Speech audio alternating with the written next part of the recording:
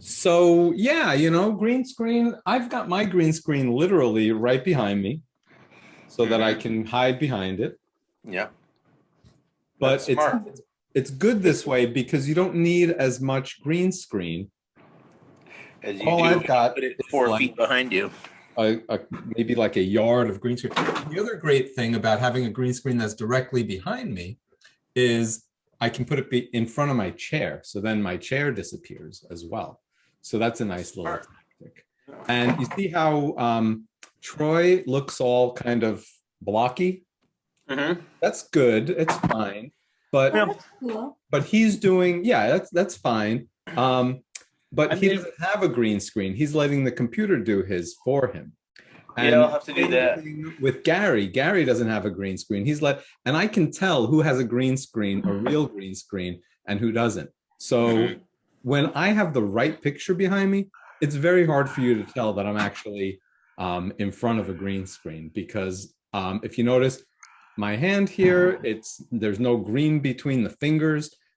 If Troy opens up his hands, I bet you there's going to be green between the fingers and his finger is going to disappear. None of that happens with me, right? Because I've got that green screen. So it just depends. It's what's good enough. What are you happy with?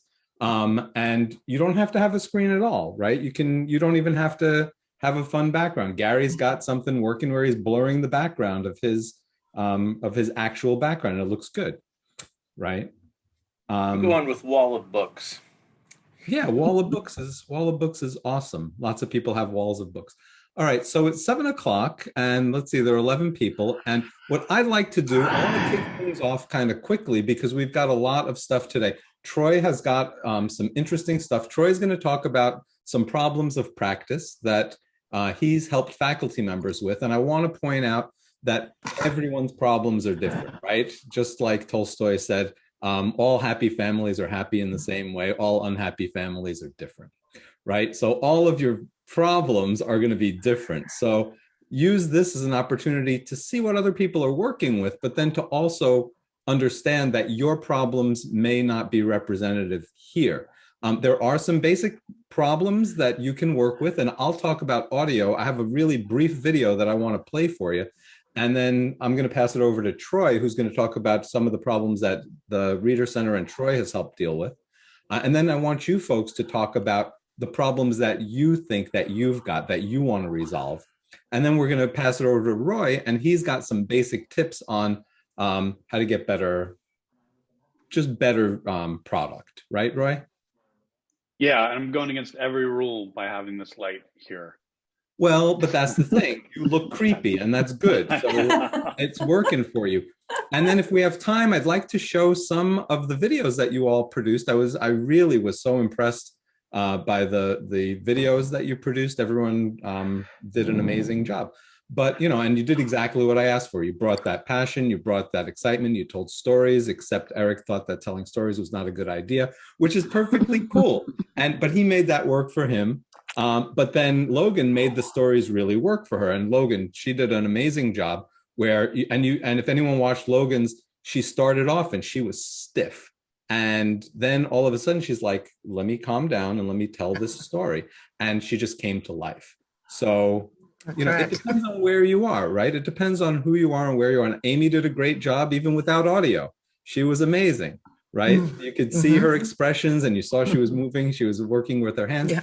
So we've got about 13 people. So I'm going to kick it off with a little video that I just made to show you the importance of playing with your audio. Audio is really key. So I'm going to go ahead and I'm going to mute myself and I'm going to share my screen to play this video.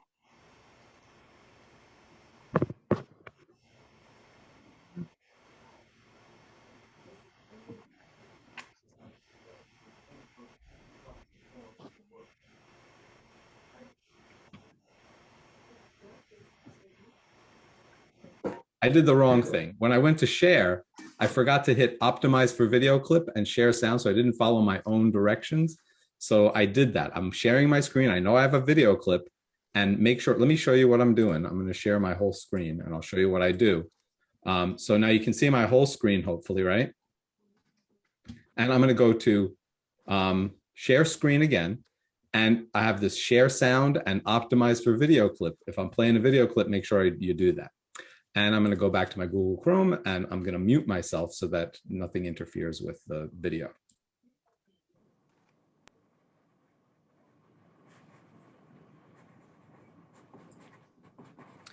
Hey, it's Mike, and I want to briefly talk about audio quality.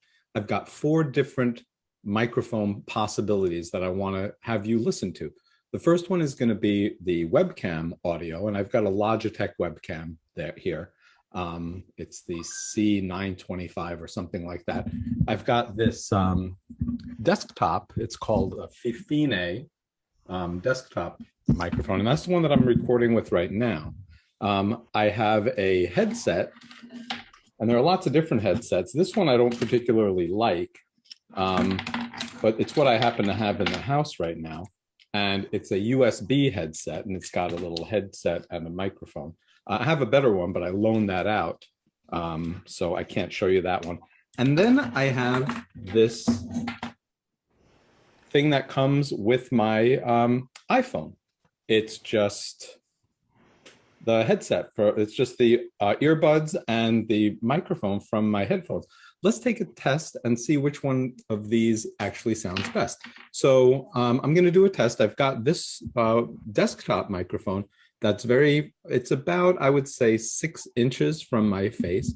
I'm going to bring it up closer. And now you probably hear a difference in quality. And so if I were going to use this microphone, first I want to test it, and I want to see which microphone gives me the best audio. So, and then I want to see how far from the microphone I need to be, because there's a big difference for my microphone being here up close and my microphone being down here. And I also have to decide, what am I going to do when I'm teaching? Do I have things that are going to rattle around on my hands? Am I going to be typing? Because sometimes when you type, the microphone picks that up really harshly. So that's one microphone. Let's test out the next microphone now. So now I'm going to test the microphone out, the Logitech webcam microphone. So listen to that. So here's the Logitech microphone, and that's the microphone that actually is built into the Logitech 925 camera that I happen to have. If you have a webcam that's sort of an aftermarket webcam, it probably has a microphone attached. So you might want to see how that sounds. If you've got a laptop, I don't, there's going to be a microphone built into the laptop. So now you can hear, this is the sound quality of this Logitech webcam. So I'm going to change gears now, and I'm going to put in this headset, just the thing that came with my iPhone. I'm going to plug that. It has a mini jack, and if you have a mini jack too, just plugging that in will make it work. So I'm going to plug that in. And now you notice in Zoom, I can always change where the audio is coming from. So I'm going to pop that in so I can kind of hear myself. And the microphone is right here. So I'm going to go ahead and switch that over to built-in microphone, external microphone. And that's going to be, this is my third option. So now I've got this microphone, and we'll see how that sounds, and we'll see if that sounds any better. Now, one of the drawbacks of this is that I'm stuck to the microphone, right? So, and plus, I mean, I look like, I don't know, I look weird with these things coming out of my ears. So you might want to think about that. No matter how good the sound is, maybe it doesn't fit with your image, right? And now let's try that last microphone. And this one is this plug-in headset microphone, which I don't particularly like. I have a better one, as I mentioned. But the thing is, you want to test out whatever microphones you can get your hands on, because you'll get different qualities depending on the different microphones that you have. So I'm going to plug this one in. Pardon my side of my head there. And I'm going to take out these. Now you can't hear me as well because the microphone is over there. And now I'm going to switch it to the Andrea.com USB microphone. So this is a USB microphone, and I don't know how the quality is going to be on this, but I'll test it out before I do something elaborate. So this is just a really quick test of something that I want to do as far as finding out the best audio for me.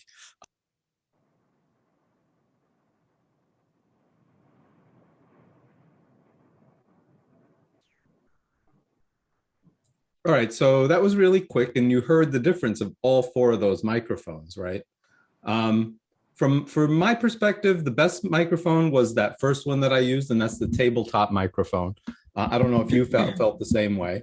The next best one, believe it or not, from my perspective, was my little, right? Then was the webcam, and then was that other headset, which the USB headset from my ear. And you may feel differently, but the more micro, and there were drastic differences between all of those, I felt. So that's the first thing that I always suggest is play around with the audio and see what you like and see what sounds best. So I'm going to pass it over to Troy because he's going to talk about audio as well, but he's got a few other problems of practice that he's going to share with you, and maybe it'll stimulate some ideas that you might have and some things that you've been considering and concerned about. Oh, Amy, you had a hand raised. I'm sorry. Oh yeah, I was just wondering about AirPods. Have you ever tried AirPods? So AirPods are fine, and as I said, test them out. What I find sometimes the AirPods will lose their charge in the middle of what you're doing. And that's really frustrating because you think you're doing something great and it's battery operated. And I'm afraid to use something that's battery operated, from personally speaking.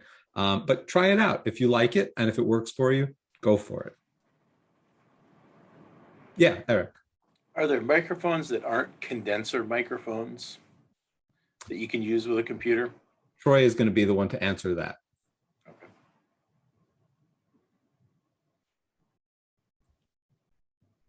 Yes, there are. If by condenser you mean the way the microphone works? Yeah, I mean, I used to do sound for bands, so you can get an omnidirectional or a unidirectional mic. You can get, different mics for vocals and drums and things like that. I move around a lot, so I thought, I should get an omnidirectional mic. That way, it'll pick me up even if I'm, the distance to the microphone changes and things like that, or my orientation to it changes. Yeah, most USB microphones, and in the presentation I'm getting ready to give, there's an example of one that's really good for that exact purpose of walking around. Yeah. Logan. You're muted. Logan, you're muted. So I have an assignment that we're trying to do in our department to try to save us money on recordings, right? So I was told to go out and get this. Can you see that? That's the Zoom. That's a good unit. I have no idea how to use this thing. I'm gonna. This is why I'm taking this class also, because it's to do some of the recordings that we do, the band, just like individual groups that we're trying to do. And can I talk to you about this, I guess, later to figure out the best way and so I can get the best quality? Absolutely, yeah. Like that Troy. that object that you have, yeah, we can help you figure that out. Yeah, absolutely, yeah, yep. It's a tool. It's a tool, right? Okay. We're getting ready to talk about tools and how beautiful tools are. Okay. Okay, Thank you. Barbette had her hand up. All right, bring it. I'm just wondering about microphones that only pick up your voice as opposed to ones that are going to pick up everything, all the sound that's going on around you. My husband opening the garage door in the middle of a lesson, that kind of thing. So what do you recommend for that problem? Well, that's also in this presentation we're getting ready to talk about. We should let you get to your presentation then. Yeah, Megan. we should. Yeah, I mean, the important thing about microphones is they pick up. They like our ears can block out those things that you just mentioned, but a microphone hears everything, right? That's the whole point of a microphone, is to hear everything that's around it. So, I mean, there are definitely directional microphones that you could use, but I mean, there's the environment in which you're recording is also very important. All right. And also, can poor Troy get to his presentation? Hey, let me try this. I'm going to try it. All right, go for it, Troy. You're up.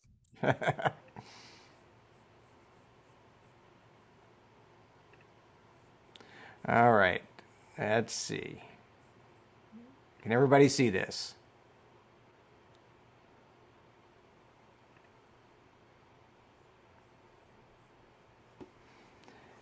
Someone give me an amen if you can see this. We can see it.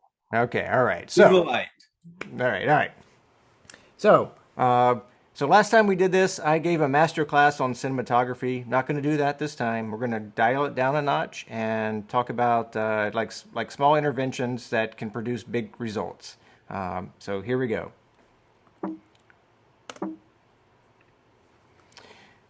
So when you're making an instructional video, the objective is not to make the Citizen Kane of instructional videos.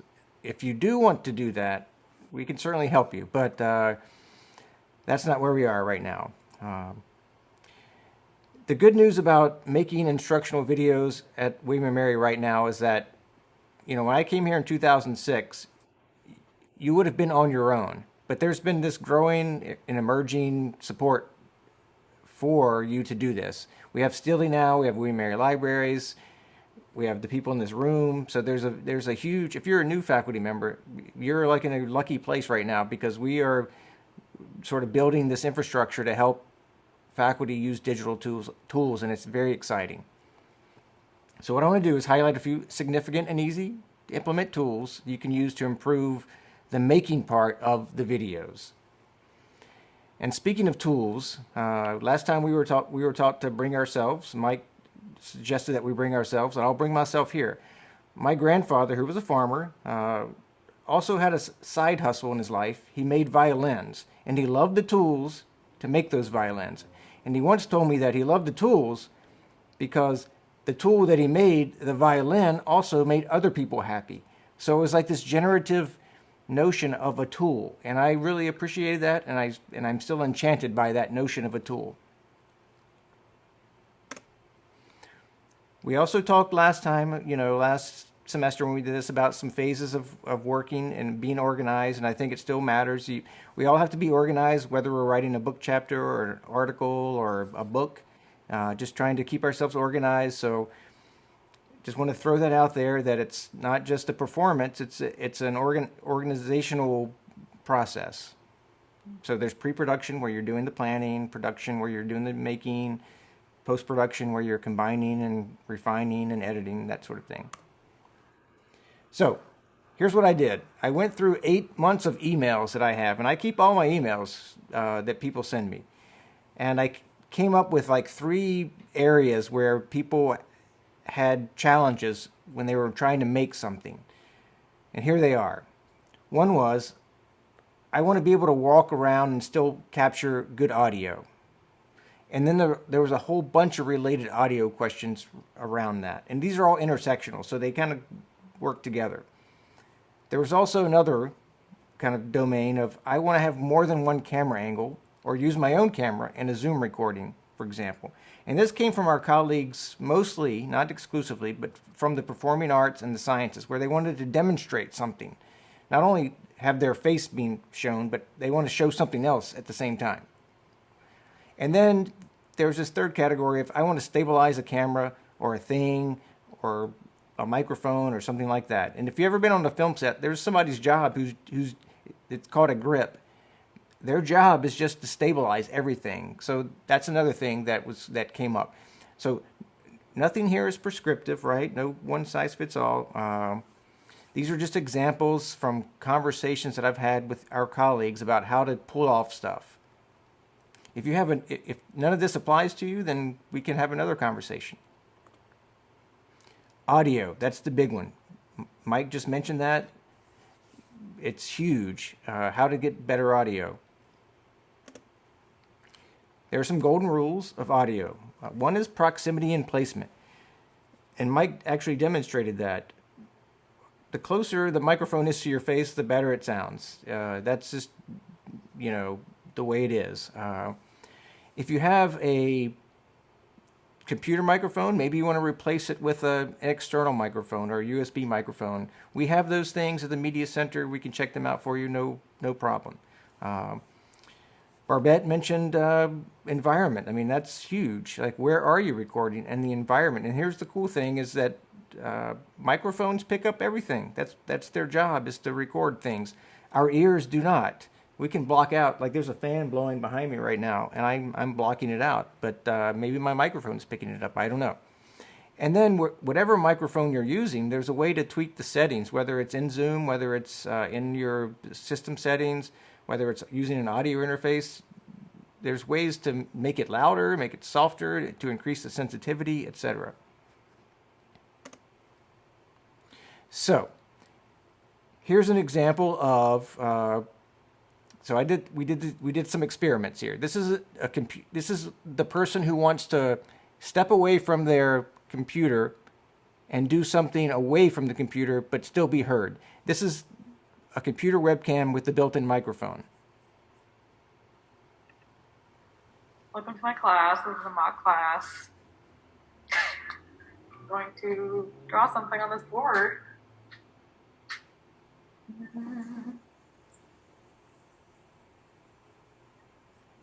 This is how to draw a little dog face.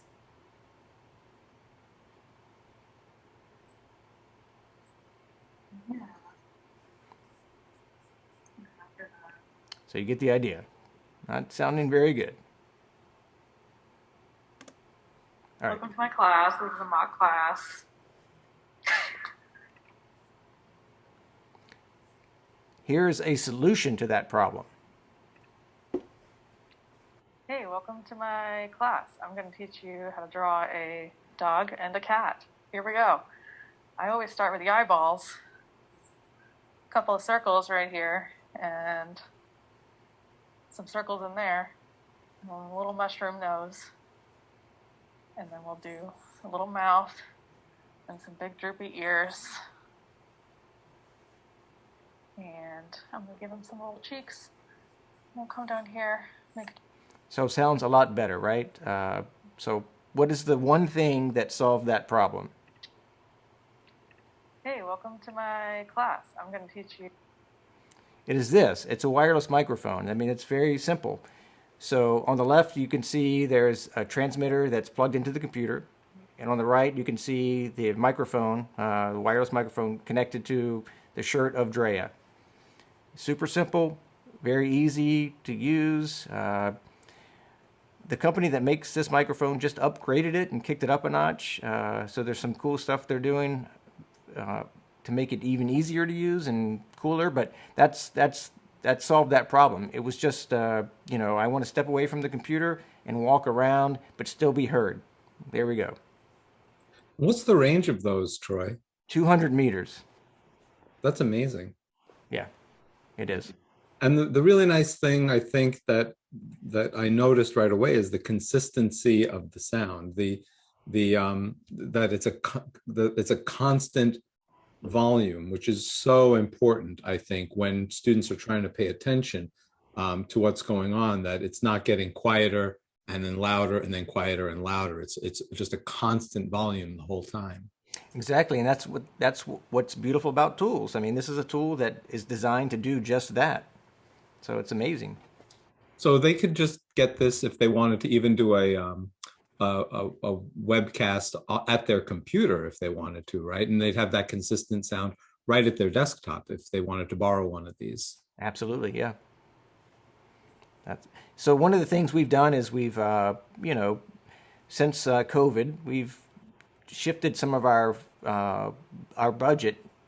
The Reader Media Center is funded primarily, mostly, in fact, exclusively when it comes to equipment by private funds. So we've kind of shifted some things to get equipment that helps people do things like this. So we're building an inventory of things like this. So the next question that I got, and this is, when I looked at my emails and looked at my appointments, was this. And this, once again, this was mostly from, performing arts and sciences, people who wanted to demonstrate something, with a second camera. So what if I needed a second camera angle or switch between my webcam and a second camera? We all know that baked into Zoom, there is the capacity to use an iPhone or an iPad as a second camera angle. That's there. But what if you wanted to use your own camera?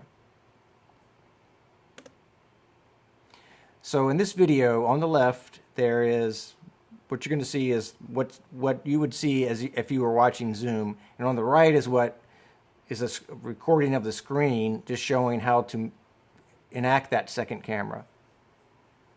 And there's no sound here. So you share your screen, you go to Advanced, choose Connect to Second Camera, boom.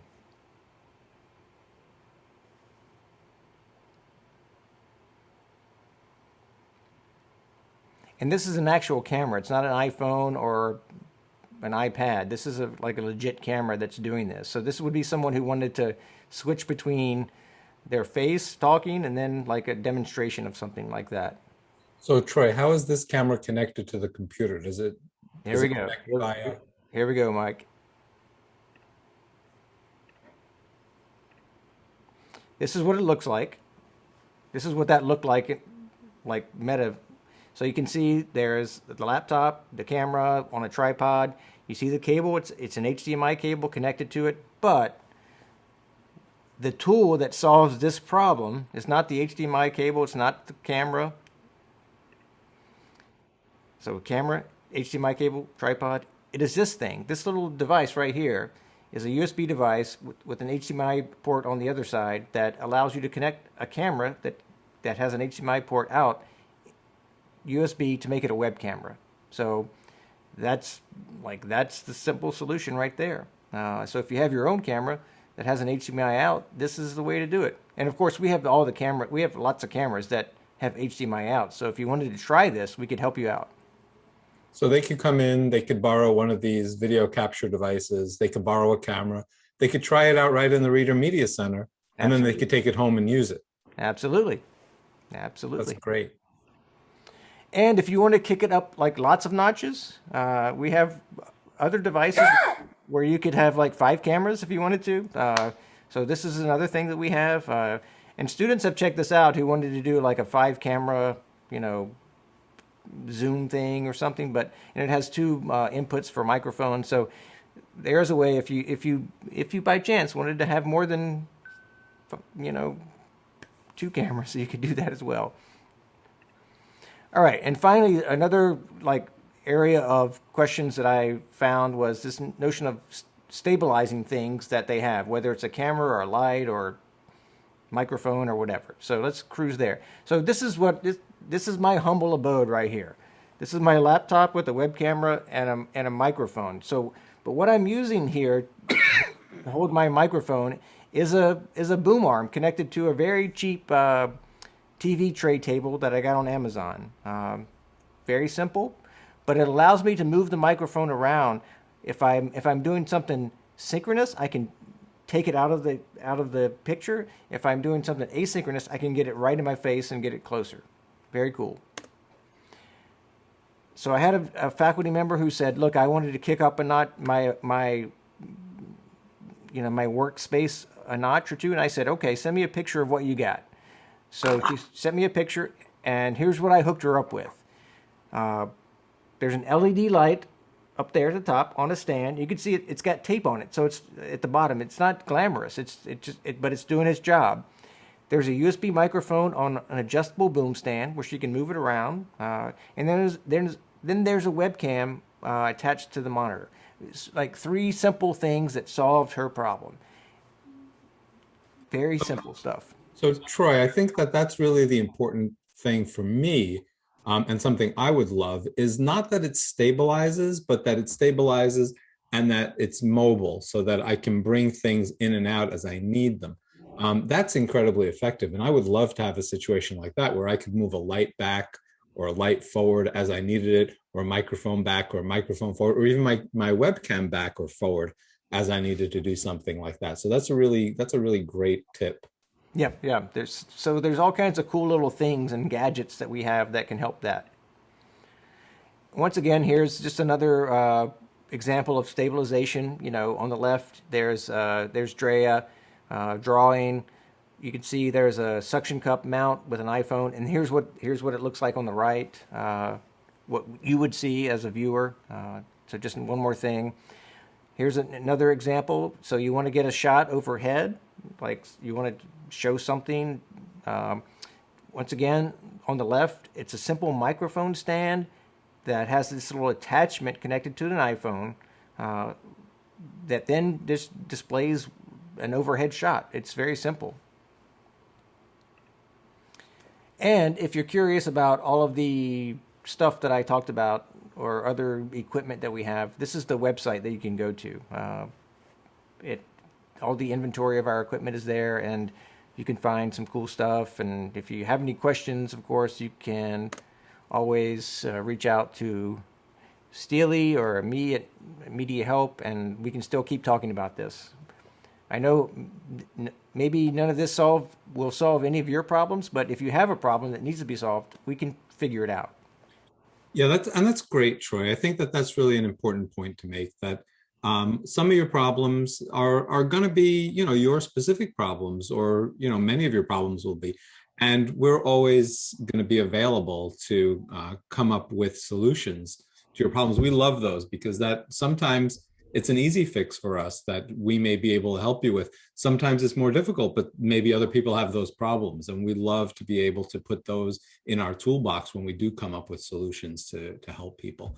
So, Troy, is that it? Do you want to leave them with anything, or do we want to start talking about if people want to start, asking about specific problems that they've had as they're recording? We'd love to kind of start a conversation for a few minutes before we invite Roy to do what he's got on tap, is basically to help people more generally in some things that they might find useful.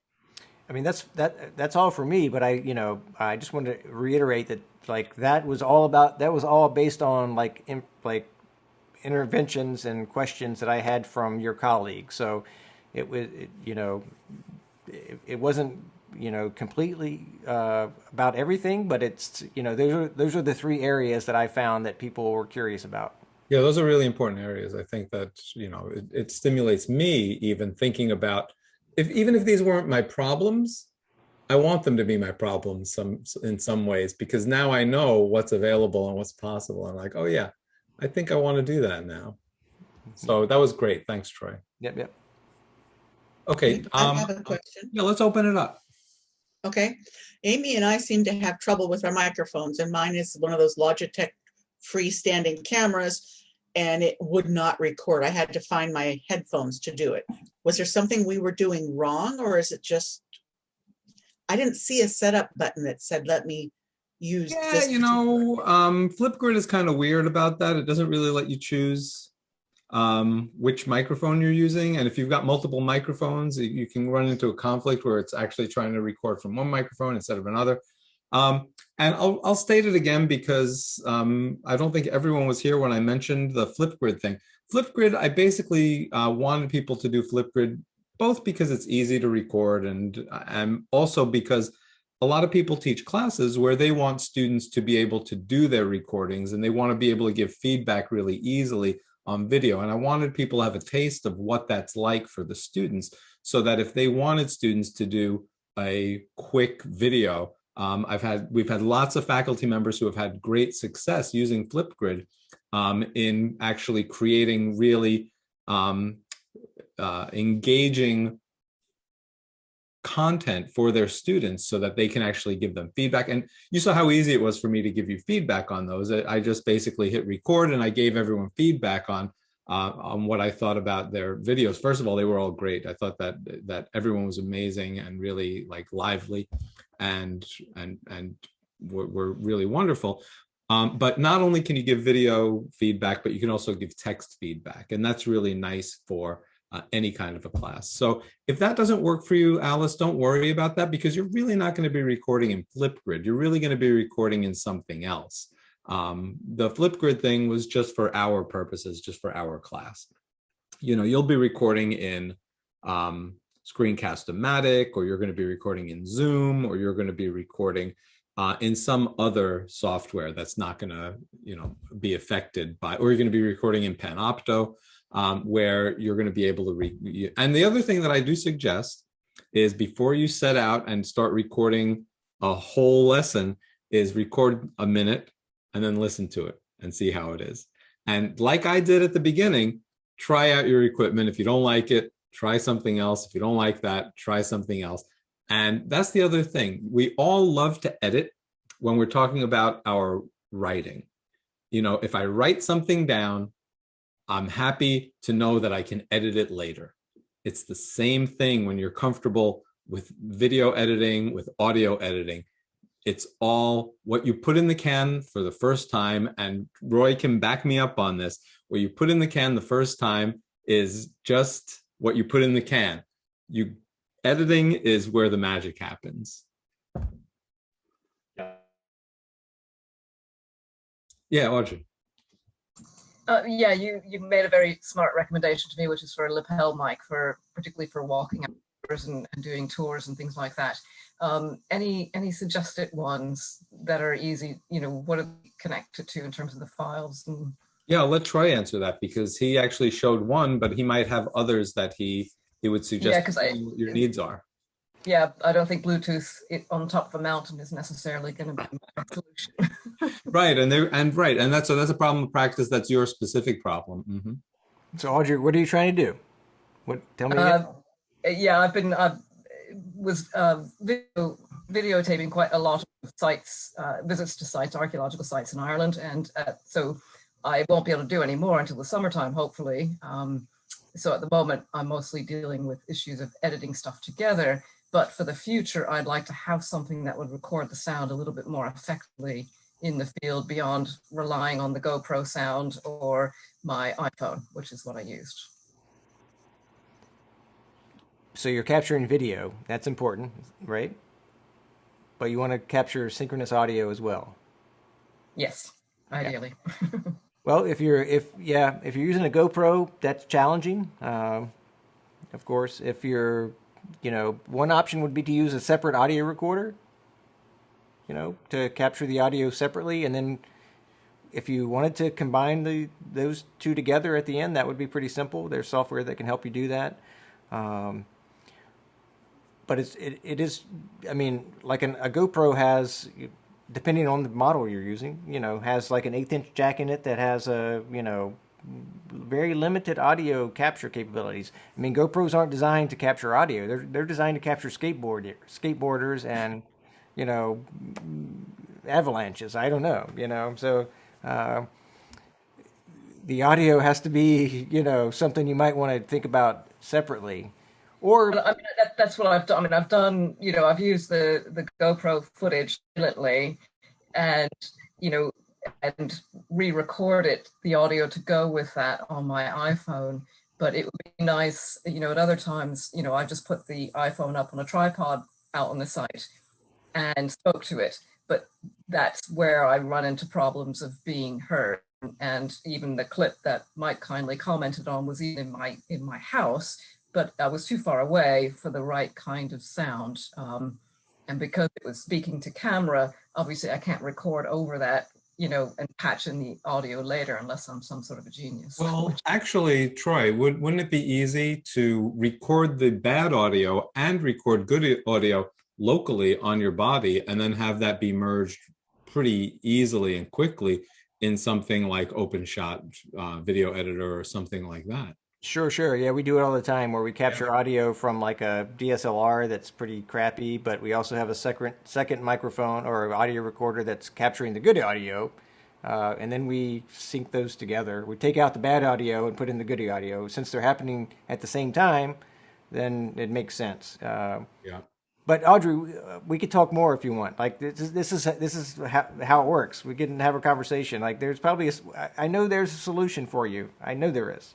And and that's why, we try things out. You can come on into the Media Center of Troy, or one of his team will, say, okay, let's get you hooked up with something to try out that will mimic the situations that you'll be in, and, sort of take you through a practice session. But I found that that's also really easy to do, is to record bad audio and good audio.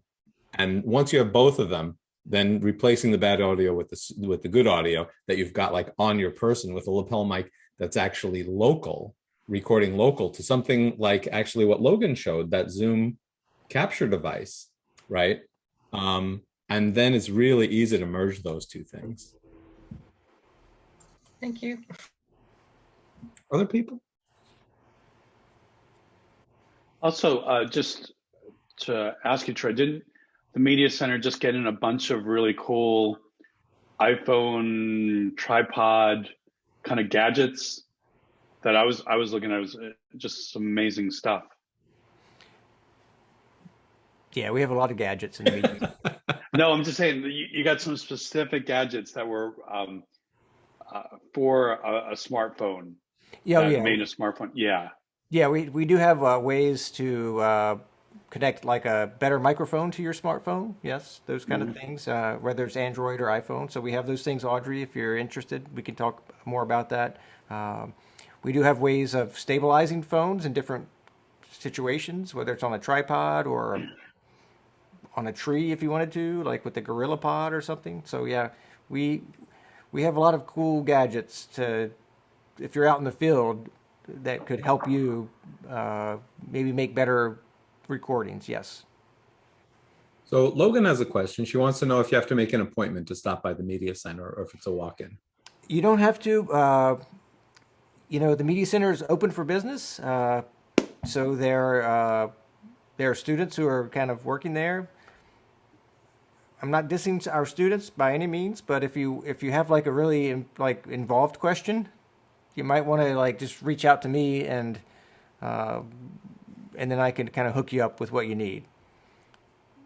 Yeah, our students they're awesome, but they might kind of So it depends on what you want, Troy, right? If you want to have a consult, get in touch with Troy, make a consult.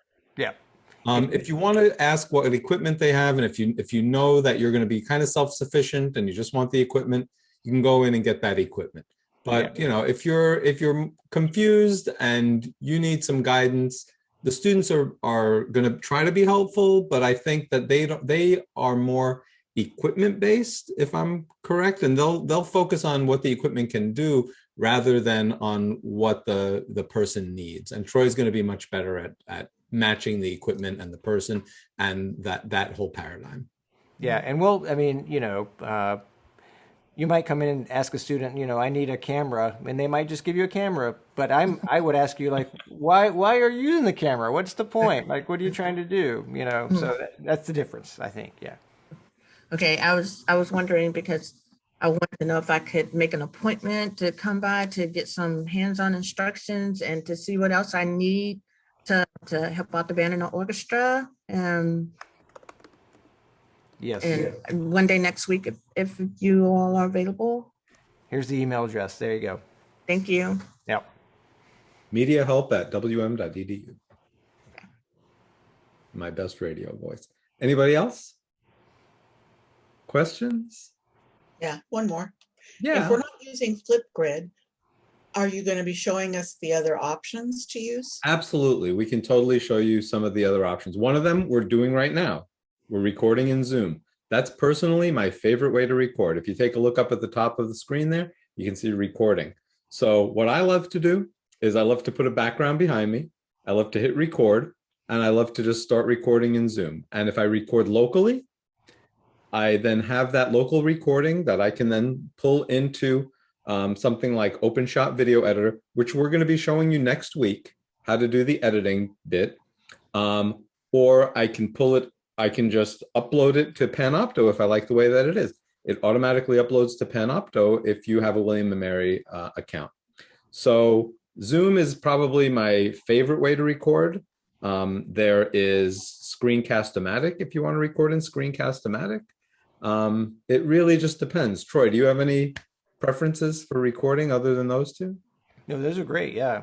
There's Camtasia and things like that are. But that costs money. I'm talking free. It costs money. You're talking free. All right. I'm talking free. All right. Yeah. All of my video tutorials that you see, most of them I just do in Zoom. I just record them in Zoom. Very easy. So we're recording right now.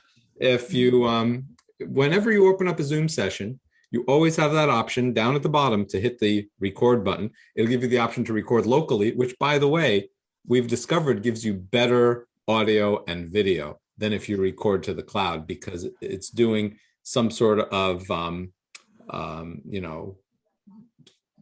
shrinking of the video and audio so that it can hold more data on their website. So if quality matters to you, and if you're going to be bringing it into OpenShot Video Editor, go ahead and record it locally. And then you have it local, and then you can just bring it into OpenShot Video Editor. And I'll be showing you how to do that next week. Super easy. Yeah. I have one more question. I noticed that on your background, you don't have that fade in, fade out effect. And how did you get it to be stable like that so it just looked like a natural picture in the background? I'm going to share my screen with you, and I'm going to show you exactly what I do. So Okay. if you can see, I go to video settings, and what I have, and I think I sent everyone this video. If I didn't, I'll send it to you again. If you notice, I have a green screen here. And if I uncheck my video background, I'll say none. I'm sitting in front of a green screen here. This is literal, and it's kind of wrinkly, right? It's not great. It's kind of, it looks like, how is it going to do such a good job? I know there's a shadow behind me, but somehow, as long as I'm not wearing a green shirt, it works. What did I do? I got this green screen from Joann Fabrics. I got the ugliest green I could find because, you know, you don't want it to be anything that you're wearing. And that's it. And now I choose I have a green screen. If I don't choose I have a green screen and I just have a regular background like Troy has, then it's going to look kind of like jaggedy, and I'm going to show my fingers, and it's going to show the whatever between my fingers because it's doing it in the computer rather than on my green screen, right? So now I can choose any background that I want, like really quick. Here's my favorite one because that's kind of me behind me screaming, right? And anything that I want, I can do that. I can put a halo on my head if I want. I'll be in the Last Supper. This is my favorite one, where if I do this one, it's kind of hard to tell that I'm not in this space when I have my lighting just right, right? It kind of looks like I'm here in this space, and you can't tell because I have that green screen. So now if I chose, I don't have a green screen, and I'll go to background filters and I'll uncheck I have a green screen. Now I'll choose that same background, like that background, and now you'll notice my hand starts to disappear. Right? And if I wear my headset, it's even worse. So if I wear my headset, now you see like there's green between my head and the headset, which is unappealing, right? So literally, I built this thing for 20 bucks. It's worth it. I have it on a curtain rod so that it's right behind me and I can remove it whenever I want to remove it. It can go in any room in the house, literally. And, you know, it cost me 20 bucks for the string and the fabric. And I've got these little loops here, the curtain rod loops, and that's it. So that's how I do it. And Troy is now a cat, which I love. All right, so I love Gary's got a little schmata on his head. It's got a beret. So yeah, that's the thing. That's a little bit of the magic. So my magic, it bothers me to see all that stuff. So I put the extra effort into having this green screen so that I can, you know, sort of disappear. Gary's it all depends on what you want, what your quality is, what your aspirations are. And for me, I like the magic. I like to have that suspension of disbelief, and I want to kind of put people in that space as much as possible, right? But I do a lot of video tutorials. I do a lot of this stuff, and it's very important to me to have it look right because I don't want it to be like, no offense to Alice and Troy, but I can tell that you're not in front of a green screen. Right? And Gary's is okay because Gary has the same kind of follicle problem that I have. And so he doesn't have hair that's going to really make it bad. But I know that Gary doesn't have a green screen also because every time he moves, it kind of shifts around. So It is what it is, but whatever is good for you. The other thing is, and Roy's going to talk about this soon, is camera placement. And some people don't have good camera placement. If I can be blunt, Sarah, your camera placement is not good because I'm looking up your nose, right? So that's just the way it is. If that's good for you, it's good for you. So other questions, or can we? You want to jump to Roy's thing? Roy has a really interesting video that he wants to show about some simple things that you can do besides what we talked about today. So Roy, let me pass it over to you, and you can kind of lead in and talk about what you're going to show. Okay, cool. I just have to share my screen. So, yeah, thanks. Okay, a few months ago, we did a vlogging workshop. It was a seminar of about 2 or 3 hours with a friend of mine from the UK named Jeremy Hyam and his wife. He's a TV producer and a documentary producer, but he spent a couple hours just going through some of the how-tos of vlogging. Some of this, the first minute of this clip, it's just a 4.5 minute clip. First minute is kind of a review of what we learned from Mike last week. So Mike kind of went into more depth, but this is just kind of the first minute is a rehash kind of what we were talking about. And then it goes into 3 clear principles that are so easy to just do on any Zoom call or any desk cast or any lecture. So I'm gonna share my screen here. Get that.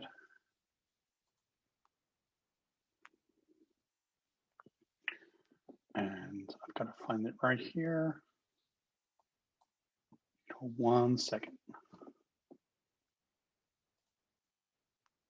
Huh. Don't forget to optimize the video.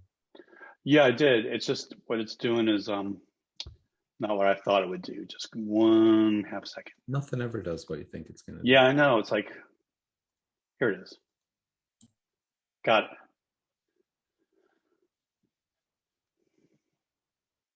Okay. Oh, unsupported format. Why would that be? I don't know. Let me try again. Try again. I'm going to do it a different way.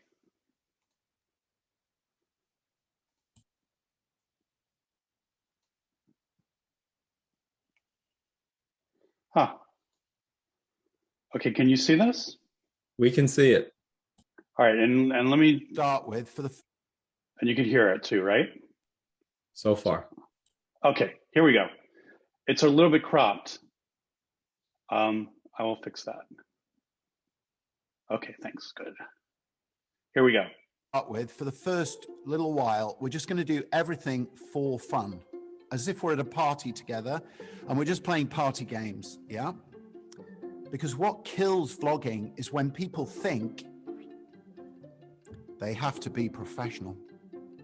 And as soon as they try to be professional and they secretly hide their script next to the computer, can you see what happens to all their naturalness?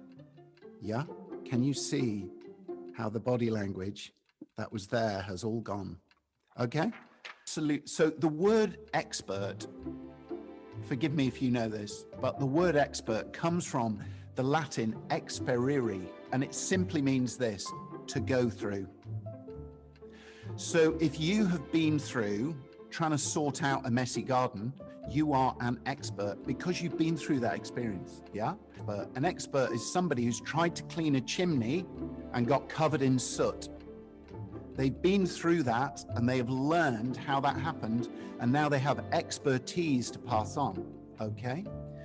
So we all have expertise. If you've kept a guinea pig, or you've reared a puppy, or you've lived in a high rise, you have expertise to share. You know, there are companies all over the world where the marketing department is saying, Bob, we need to drive traffic to the website. Do 10 vlogs about this. And Bob thinks, oh, I'd rather not, but if marketing said, I better get on and do it.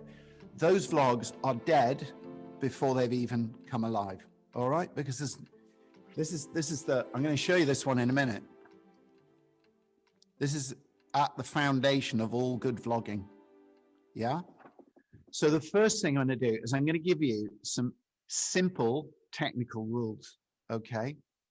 And from now on, don't break these rules. Whenever you go on Zoom or you vlog or anything, just don't break them ever again. Number one, these are golden rules. Make sure the camera is at the height of your eyes. Is that a deal? From now on, no more camera, laptop on the desk, looking up your nose, showing everybody in your community your ceiling. Get the camera up, even if you have to go and get a stack of books. Yeah? Next one. You ready? The brightest light must be on your face, not on the wall and not behind you. So if you sit with your back to a window, you are simply a shape. We can't see you, we can't see your eyes. You might as well not be there. You might as well switch off and just go to audio, because the brightest thing is behind you and the camera just shuts right down and makes you a black shape. Put your hand up if you've done a Zoom with somebody sitting against a window and you couldn't see them. Okay? So from now on, we say, Bethany is a very good example. Look at Bethany. So we say the star must be in the spotlight. Can you see Bethany's glorious face? Hands up. Yeah. Yeah. Sophie.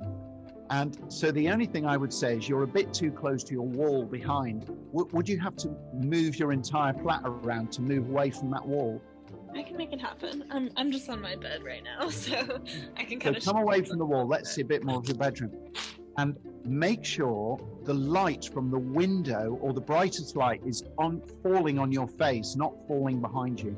Okay. That's better. Rule number 3.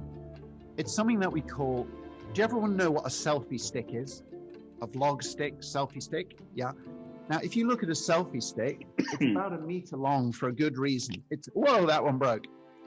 It's about 1 meter long. There we go, rubbish.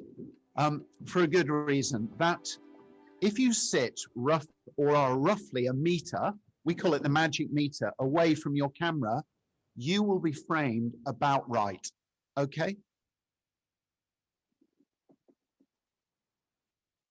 There we go. So why don't you sum those points up for us? Well, they're basic points, and some of which you did cover last week. They're the 3 magic principles: the camera angle at your face, the front-facing light, and the being a meter away. Really helpful. But some of the other principles that he talked about were, when you're doing a vlog or a lecture or a talk on camera, always have somebody there just to listen. So his company calls them listeners. So having a listener there, because as we talked about last week, just sitting in front of a camera is not the easiest thing to do. And you can't read a camera, really. You can read somebody's interest if you're sharing with them. And an editor, so somebody who can just kind of drop it into a timeline and just chop, chop, chop, and you don't have to worry about anything. You've got a listener and you've got an editor. So those are some of the key principles that we learned on the vlogging workshop. If you want more on that, we can send you a link of the full hour. It's a really workshop. fun. It's a really fun workshop. I was there. Yeah. I learned a lot, and I know how to do this stuff, but I always learn a lot by watching other people and the way that they do things. It was great. Yeah. Yes. So there you go. Thanks, Roy. So we're getting right around to 8 o'clock, and what I think that we'll do is, I was going to show a few of the videos, but we don't need to do that. I think everyone is sort of geared up and they're ready to go and try these things. So what I'd love to do is I'll put out the video from today's talk probably tomorrow if we can get it going, and then I'll also share a few possible assignments that you might want to do. If you're already comfortable recording in Zoom, you don't need to do that. But I'll put out the opportunity for you to record in Zoom. I'll put out my video that I produced on how to create that green screen really easily for like $20.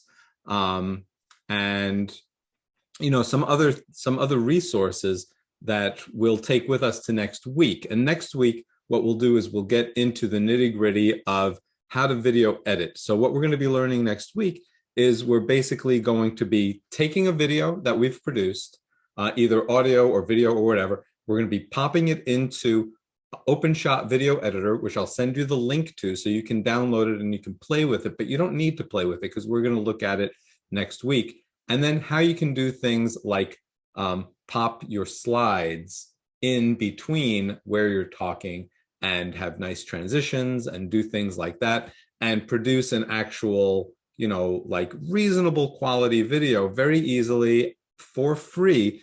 OpenShot Video Editor is a free cross-platform. It works on the Mac, it works on the Windows machine, and it's pretty robust. So even if you have a slower machine, it might be a little wonky when you're doing the video editing, but when you export it, it should be fine. So Gary, you had a question before we go. Yeah, thanks. It wasn't a question. It was an observation from the guy doing the vlog. Yeah.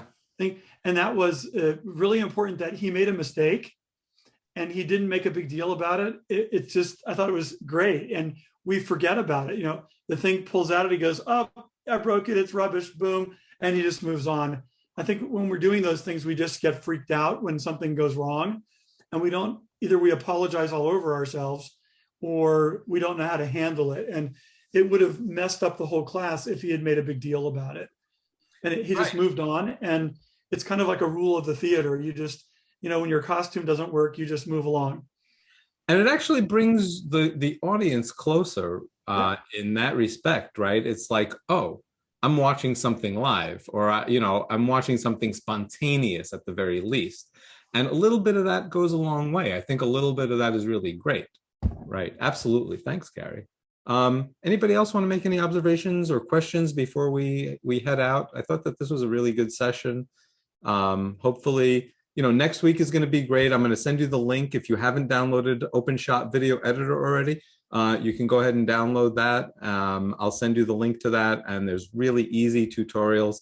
But anything else before we take off? Troy, any parting words? Roy, any parting words? Thanks for being here, guys. I appreciate it. Okay, Barbette has a question before we go. Barbette, bring it.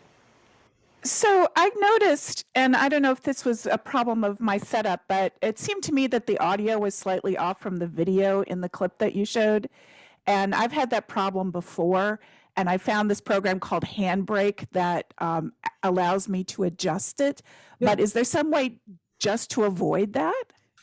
It's hard because, it really depends on the latency of your system. When you're recording in Zoom and you're not recording out into the ether, if you're just recording in your own situation, things tend to be better.